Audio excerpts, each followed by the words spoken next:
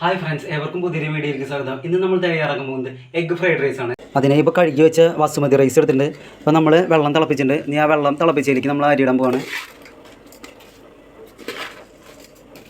ഇപ്പോൾ ഫ്രൈഡ് റൈസിന് ആവശ്യമായ വെജിറ്റബിളൊക്കെ നമ്മൾ മാറ്റി വെച്ചിട്ടുണ്ട്. ഇപ്പോൾ നമ്മളൊരു ചെറിയ ഉരുളി എടുത്തിട്ടുണ്ട്. ഇനി നമ്മുടെ വെജിറ്റബിൾ എല്ലാം ഇതിൽ ചേർക്കാൻ പോവുകയാണ്.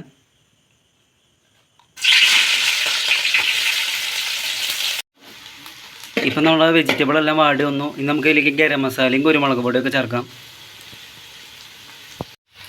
ഇനിയിപ്പോൾ ഇവിടെ കോഴിമുട്ടയാണ് നമ്മൾ പൊട്ടിച്ചിടുന്നത്.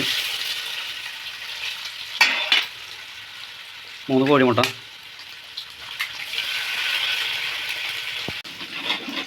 ഇനി എല്ലാം കൂടി നന്നായി മിക്സാക്കും. ഇപ്പം നമ്മുടെ മുട്ടയും വെജിറ്റബിളൊക്കെ എല്ലാം മിക്സ് ചെയ്യും. നമുക്ക് ചോറ് ചേർക്കാൻ പോവുകയാണ് ഇതിലേക്ക്.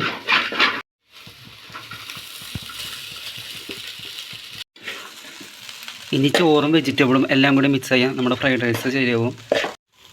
അങ്ങനെ ഇപ്പോൾ നമ്മുടെ എഗ് ഫ്രൈഡ് റൈസ് ഇവിടെ തയ്യാറായിരിക്കുകയാണ്. എല്ലാവരും ഇതേപോലെ തന്നെ ട്രൈ ചെയ്യുക.